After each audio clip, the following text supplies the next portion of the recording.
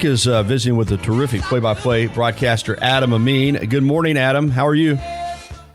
Great to hear your voice, my friend. Good to talk to you. Good to hear yours, and I want to go ahead and get something right off the top here. I mean, I'm reading everywhere. I don't know if anything's official, but word is that when we do see you back on television, they're going to have some different call letters attached. What's going on there? Yeah, no, that's kind of you bring it up, man. It's a strange time, and it'll be a little bit more official soon. But I will be leaving for Fox. At least that's what the reports have said. So, yeah, that it's a weird time. I feel bad sometimes thinking about a new opportunity when I know a lot of people are struggling at times, and I know it's not an easy time right now for a lot of people. But trying to take some joy in a new opportunity, and I'm looking forward to whenever we all get back to enjoying sports together, that we'll have a new opportunity at Fox, and that'll be good. Well, we're looking forward to it, and you've earned it, no doubt about that. Some big news this week: the Division I committee announcing Wednesday that schools and conferences can decide if they want to start bringing student athletes back in football, men's and women's basketball beginning June 1st.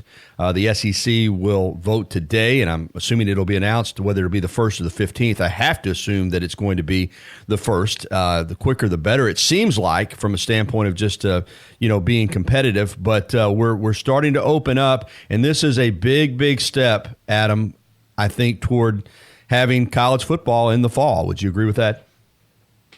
Oh, absolutely. Obviously, these are going to be the necessary steps to take to get to that point. I thought it was a very interesting Bruce Feldman article this morning in the Athletic.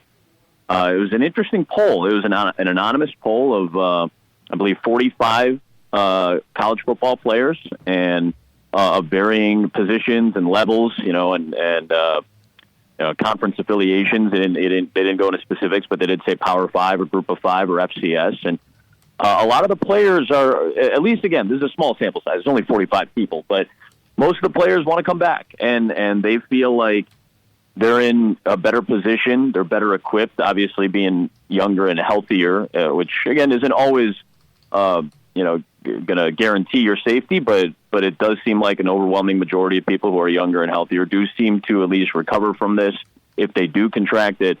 And they felt they would feel comfortable coming back as long as the proper precautions are in place. And everybody just wants to feel safe, and everybody who wants football to come back has the right intentions. Everybody who is saying, "Hey, we need to slow down," they have the right intentions as well. But if you want to get football back, obviously these are necessary steps that you're going to have to take. And as long as those players feel safe and comfortable, and as long as the schools and facilities are doing their absolute best to make sure that they're following guidelines, and I know every state is a little bit different, as long as they're following those guidelines, I can't argue against that. I may feel a little bit more uncomfortable, with the speed and pace that this might be happening, but I'm not in charge of this. And I'm not the one who's playing.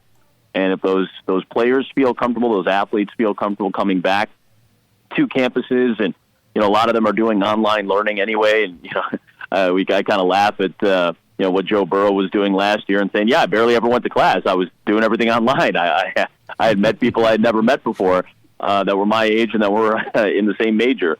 As long as they feel comfortable and safe, these are good steps, good initial steps to start taking to get football back in some form or fashion. Mark Schlabach and Paul Levine at ESPN.com yesterday put out an intense article, an in-depth article, and you and I already knew this, but the figures are staggering in terms of what would be lost. The bottom line is this. No football this fall, and the 65 Power 5 schools would collectively lose more than $4 billion in football revenues. We don't have football, Adam, and there's a chance we don't have college sports, period, going forward in the next year. I mean, this is where we're at. And so I know, as you said, safety is first and foremost, but the financial reality is now, for not just the Group of Fives, but the Power Fives too, that if something happens, you don't have college football, these athletic departments are going to be damaged to the point that some of them may not ever recover. Yeah, it was a pretty damning article to read that yesterday, and a lot of good work put together by a lot of people into the depth of that article. It is a frightening number, certainly. I would also remind you that in the global sense, it's not the biggest priority, but it is a priority. And again, this, as we talk about in pro sports with the NFL and Major League Baseball, it's not just the owners, it's not just players. It's not just the first and second tier people that work in the organizations. There's a lot of ancillary people that work at the stadiums and work at the facilities, and there are a lot of jobs involved too. There are thousands, hundreds of thousands of jobs potentially in pro sports, and I would imagine a close number in collegiate athletics as well. So there's a lot at stake at this point, and I think the article did a great job of outlining the depth of what those stakes are. It's easy though. I'm trying as hard as possible to not let my my connection with sports, and obviously it's my living. I want sports to be back as soon as possible in the safest way, but I want them back because it's what we do. This is what we do for a living. I want this back as much as anybody, but I'm a little hesitant because I do want to remember what the overarching storyline is. And at the end of the day, I also think this is going to be a little bit of a referendum on college athletics in general. Even if we get college athletics back in full fold, I don't know if this is going to prevent people from still looking at financial situations at universities and think, well, maybe we do need to rethink how we apply some of the dollars that go into these athletic programs. Because how do you have as much money in facilities as you do, as much money into the program as you do, as much money in salary as you do, and not be prepared for something like this, or not feel like you have enough reserves to take care of people that don't make $7.5 million, $5 million, $4 million a year, who don't make $200,000, $300,000, $400,000 a year salaries? Like, how have you gotten caught with this? So maybe, even if we do have sports back, I do think that article and the financial ramifications of it will have some impact, just in terms of how we view collegiate athletics and how we start to distribute the dollars that go into these programs. Another question, and it's a big one, and you've kind of alluded to that in regards to the safety and how we're going to do this, is we're going to get these athletes back on campus. They're going to be going through voluntary workouts. They're going to be around each other, and we're going to have to figure out a way to test them regularly and consistently. Yep. And I'm not a medical person. I have no idea how that's going to happen. Do you, Adam? Have you thought about that and what the procedures will be like?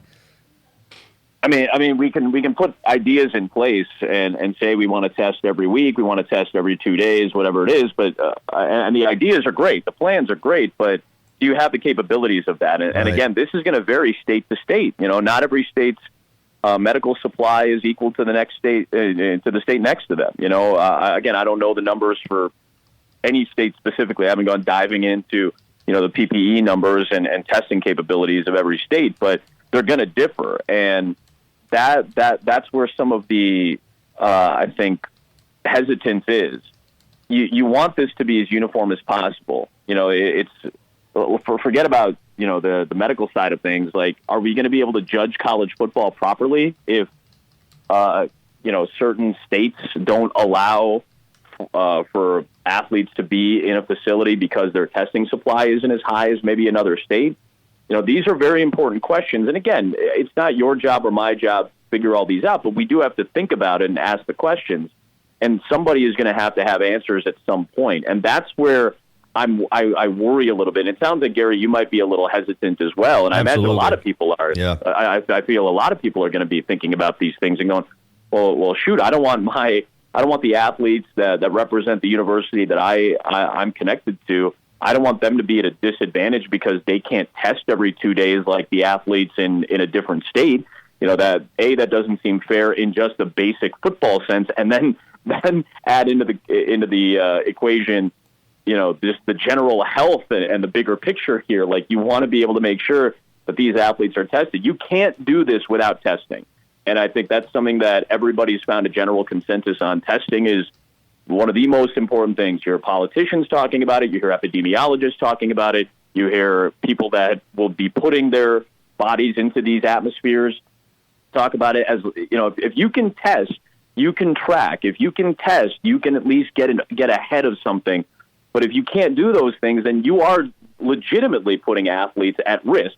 I'm not saying that they can't handle it, as we talked about. Yes, they're younger. You would hope that if they're healthier, that an overwhelming majority of them can handle it if they were to somehow contract this virus. But unless you can do this on a consistent basis, testing-wise, people are saying, well, how did South Korea do it? Why can't Major League Baseball do it? Yeah, South Korea's testing capability has been far superior to almost anybody in the world. They were out in front of this in a very fast way, and that's why the KBO is playing, and that's why they can continue to play games right now, and that's why even when there have been shifts in number of cases and small spikes here and there, they have been able to get in front of it because of that keyword testing. And if we get to a point in this country where we can do that for athletes, the NBA has talked about their plans on how to do that, then yes, you can get in front of these things, and that is a huge win. That is a huge advantage for anybody trying to get sports back. Frankly, I'm sure that's the case for a lot of different industries, but since we're talking about this particular subject, I think that might be the most important thing. And until that is consistent across the board, or at least some level of uniformity or some level of baseline across the board, that's going to be a major hurdle to climb. And if you can climb that hurdle, that is a major one to get through. And that makes a lot of things easier as you go forward. Absolutely. Adam Amin with us, going around the world of sports. Final question on this topic, and that is the fan question. Best case scenario, we do have college football. Ohio State Athletic Director Gene Smith said Wednesday that his athletic department has run some numbers and the models, and they feel like that possibly 20 to 22,000 fans, maybe up to 40 or 50,000 fans, but it looks very unlikely that these stadiums are going to be full of fans. Now, we've already seen NASCAR. They're running races without fans. So far, so good. We had the tailor-made benefit, golf event this past weekend. We'll have another one, celebrity event with Tiger, Phil, Tom, and Peyton this weekend. So sports is coming back. UFC continues to fight. But what's your feeling on how, if everything goes as we hope and we have college football, will there be fans in the stands or not? I think there will be, because somehow, some way, athletic directors will ensure that there will be. If that ends up being the case, I certainly hope that it is on the lower end of things, because I appreciate Gene Smith crunching the numbers and saying, well, if we're only at 50% capacity, we can do 50,000 people. Yeah, but 50,000 people is still 50,000 people. Let's not get stupid here, all right? And that's one place where I really have to disagree. Like, we're going from no fans to saying 50,000 in a stadium. I don't care what the capacity of Ohio Stadium is. I do not care. This is where I feel like we're getting a little bit too far ahead of ourselves. Let's focus on the athletes and getting the sports back. And I know why, by the way, Gene Smith, and I know why athletic directors are focused on this, because this is the revenue question, right, Jerry? This is what we were talking about. A lot of the revenue comes from ticket sales. And I know TV money is great, but a lot of this revenue is going to come from ticket sales. I feel like, just personally, and I know other people are rolling their eyes at me right now and saying, screw you, I'm going to Bryant-Denny, and that's fine. You have the right. If you're allowed to do that, that is absolutely your choice and your right to do that, and it's my choice to not want to participate in that. But just for the common sense safety of something that we have very little idea about, we haven't had large gatherings in this country for 2 months. Certainly not to the point of 50,000 people in a relatively confined space. I know how big these stadiums are. I'm in them every single week. So don't tell me I don't understand the grandness of it. But this is where I feel like I have to draw the line. 50,000 people in a somewhat enclosed space is still, in my estimation, far too many people. 20,000 might be too many people. You want to bring in a few people and start ramping it up at some point? Or maybe you say, hey, for the first month, we're going to allow 5,000 people in, 10,000 people in. Okay, like now at least we're having a plan on how to ramp this up. But again, think about this right now. Think about you and multiply yourself by 50,000 and then put yourself into a relatively enclosed space. It just doesn't seem like a viable option to me. And I'm sure people will come up with better plans, and then we can discuss those down the line, and hopefully somebody comes up with a great system. even if you say we're only going to walk around one way in the stadium, we're going to limit concessions, we're going to limit the number of restrooms that are open, we're going to group people up. I heard Mark Cuban on, my buddy Pat McAfee had his show. He had Mark Cuban on talking about how they could have fans in and said, all right, well, we know that these people have been quarantined. This small group has been quarantined. This is a group of, let's say, 30 to 50 people. We can put them together in this section and then distance around them. Okay, at least there's a plan in place, and we have some idea about how we may be able to do that.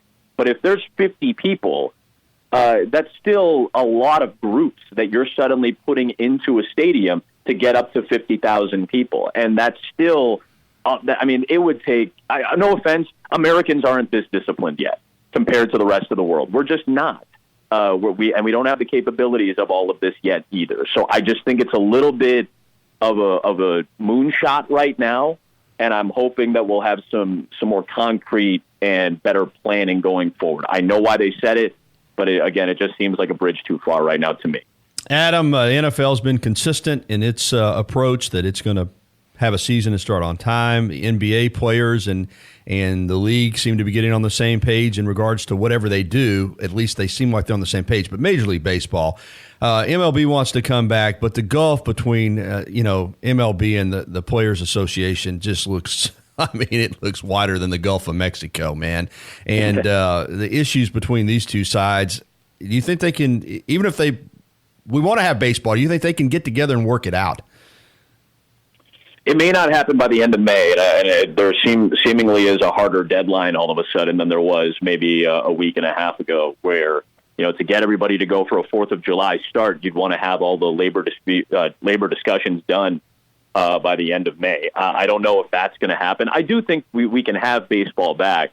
Listen, I love the idea of going back on the 4th of July. I really do. There's something inherent in me that just loves that idea. I've called 4th of July baseball a bunch in my life, and there's a feeling to it that I thoroughly enjoy. I would love the patriotism, the symmetry, the poetry of that. I don't know if it's viable if this labor dispute has to be taken care of by the end of May. I don't see that happening just yet. I do. Again, I can understand both sides of this, but I can't all of a sudden pin the hopes of America on 30 baseball teams, and that's not fair. That's not fair to put on the players. And again, I also understand the side of, hey, you're getting your prorated salaries for playing half a season. Like, isn't that enough? If I agree, that does seem fair, right? That seems like a fair labor contract. We pay you, for a 162 game season. This is what you make. We're only going to play 82 games. Let's scale it back to half. That seems fairly, reasonable. If the owners are going to start asking for more, which they have, that becomes a little bit more of an issue. And I think that's the line that a lot of these players are not willing to cross. And that's understandable as well. I know the money is different. We don't live in the same world as those guys do. I understand that. But at the same time, they have to take care of themselves individually, and this is the path that they're on. And I'm not going to place my own experiences on them. So I see both sides of it. I don't see it coming to a conclusion by the end of May, but I do feel like if there is an opportunity to play an even shortened schedule, if there is an opportunity to play a couple of months, and that chance is there, I don't think you have to create a hard deadline and say, well, if we're not playing by July 15th, then there's no season. I don't think that has to be the case, but I don't feel optimistic right now based on the back and forth that this is going to get taken care of by the end of the month and we'll be ready to go on the 4th of July. Adam, I can't let you get out of here without a reaction to the weekly Last Dance question. It's wrapped. It was incredible, but, it was, to some degree, seen primarily through Michael Jordan's eyes. Yeah, and of course. Horrace Grant, we know their beef goes way back to the early 90s, that first three-peat when Sam Smith's great book, The Jordan Rules, came out, and Jordan has always felt like that Horrace was the main source for that, which didn't exactly put him always in a positive light. But Horrace didn't say too much through the documentary, but boy, he came out on Cap and Company on ESPN 1000 in Chicago this week and didn't just he blasted Jordan. I mean, called him a liar, a snitch. I would have whipped his ASS then. If he doesn't want to handle it like a man, I can whip it again. I mean, we know there's a beef, but were you surprised at just how strong his comments were toward MJ on that radio interview? A little bit, yeah, and we have felt that beef for quite some time, for the last probably 2 decades here in this city, and I understood where he was coming from. I was a little surprised that it was as intense as it was, but this is clearly something that has bothered him for a long time, and for the most part, Horrace Grant has been able to lay low, right? We only really talk about him when we were talking about, his nephews or, that play in the NBA, or when, we reminisce fondly about those Bulls, that first Bulls 3-peat. This documentary has opened up a lot of eyes and a lot of avenues to a lot of new stories for a lot of new people. So a whole entire new audience that may be siding with Michael Jordan, all of a sudden here's Horrace Grant, or here's Michael Jordan's perception of Horrace and now wants to jump on him. He's naturally going to feel a little bit backed off into a corner, and that's how he reacted. I'm not particularly surprised about it. I am a little bit surprised at the level of intensity. Yeah, he came out swinging. All right, I don't know if you've seen this yet, but obviously that 98 championship series and the Jazz prominently featured, and Jerry Sloan, their great coach, Utah's announced today that he passed away. I always really loved watching his teams play. I loved his demeanor. I loved his style. He was tough. His teams were tough. He was tough as a player, with the Bulls. And your quick thought on the passing of Jerry Sloan.